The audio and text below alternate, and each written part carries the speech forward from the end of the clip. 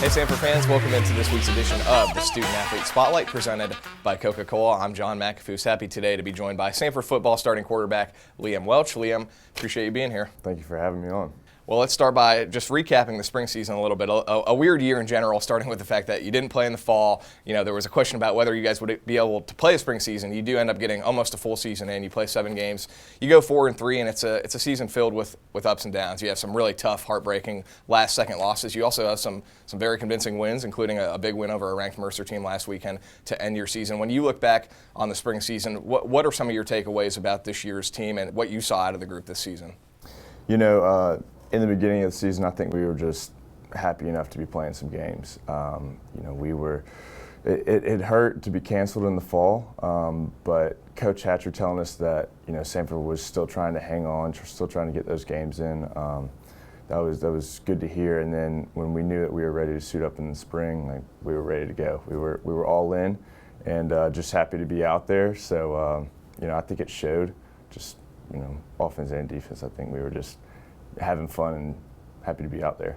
Now that you've played a spring season, what are your thoughts on FCS football in the spring? You know, when we were preparing for the spring, it was freezing cold. I mean, every single day at practice, and I'm not gonna lie, I was going out there like, this is ridiculous. Like, I can't even warm up correctly. But no, it was. I actually ended up liking it a lot more, honestly, because it got warmer throughout the season, and this last game against Mercer was beautiful.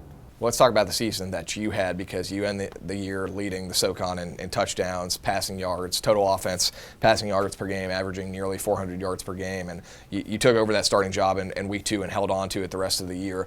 When you look back at your own performance and evaluate your own performance, what were some of the keys to your breakthrough and finding that consistency this year? Well, I'm very critical of my own play, and Coach Hatch will tell you that you know, I'm sometimes my own worst enemy. So when he and I go back and watch the film each week, you know, I always thought I could do better. You know, I never want to pat myself on the back or, you know, think I played a great game, because I always know that if we didn't score this one drive or if we didn't win, I think it's on me. So you know, I was really happy. You know, the way the offense finished the year, but I think there's room for improvement for sure. I want to ask about your relationship with Chris Oladokin too, because obviously, you know, it's very apparent from an outside perspective that you guys have a close relationship, and of course, you guys are pushing each other to be the best you can be, but also competing with each other. And we saw obviously last fall of 2019, you guys kind of split time at that position. This year, he started the first game, and then again, you take the job and run with it. And he's going to go play at Florida A&M and hopefully get a chance to start. But talk about the relationship you've had with him over the last couple of years and how you guys have pushed each other. I've been with Chris every single day, you know, since he's been here. You know, we've been battling every day at practice. You know, we've just been hanging out, and it's tough to see him leave, just because we're insane competitors, and I just love being with the guy every single day, picking his brain. You know, I've gotten to know him and his family well, and he's gotten to know my family well. It's going to be tough to see him leave, just because he's a captain on the football team. That's how I see him, and one of my best friends, so it's going to be tough. Well, we're certainly wishing Chris the best of luck as he heads to Florida A&M to continue his collegiate career. Meanwhile, the accolades rolling in for you, and we'll start with the Walter Payton Award. You're a finalist for that, one of 16 finalists for the best offensive player in FCS football. And the SoCon postseason awards coming out. By the time people see this, they'll have already been out, but you were the coach's offensive player of the year. You're first team All-SoCon for coaches and media. First of all, congratulations. And second of all, tell us a little bit about what it means to have your name attached to some of these awards.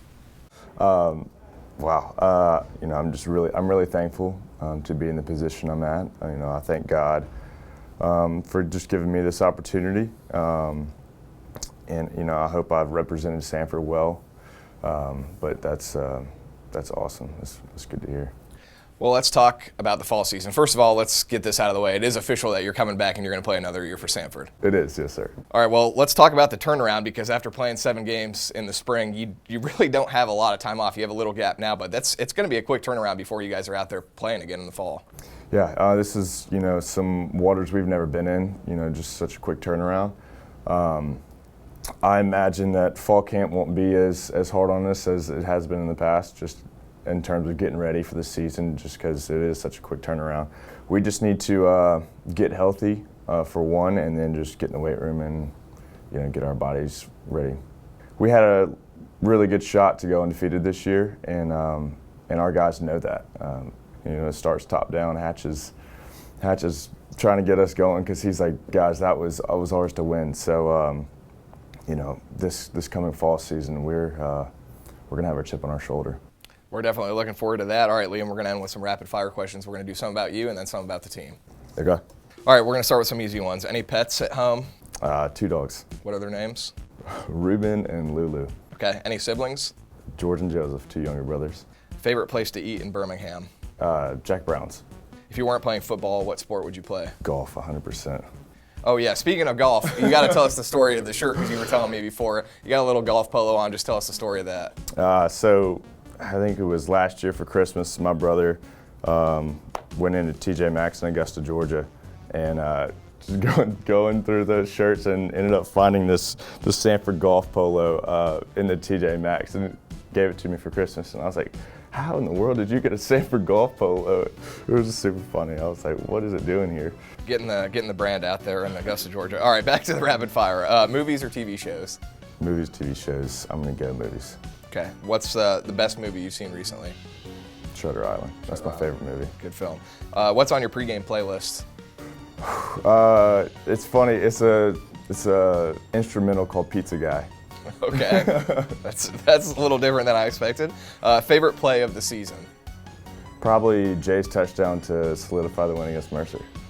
Dream job after football? NFL quarterback. Okay.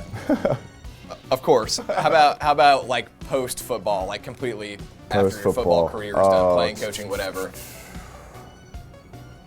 Golf. It's got to be professional. I'm going to try and pursue golf. Maybe play 2 sports professionally a little bit? Okay. All right. Moving on to your teammates. Best nickname? Best nickname? Chubb. Most likely to be late to practice? Be late to practice? Yeah.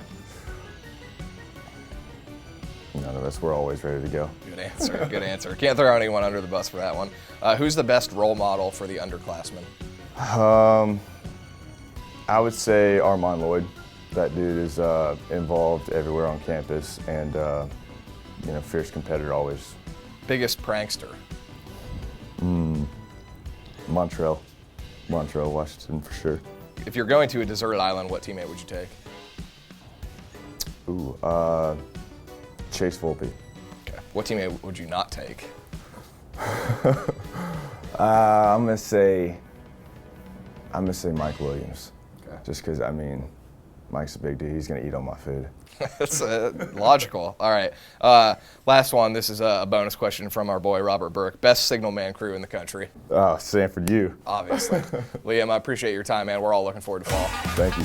That's Samford quarterback Liam Welch. I'm John McAfee. That'll do it for this edition of the Student Athlete Spotlight, presented by Coca-Cola.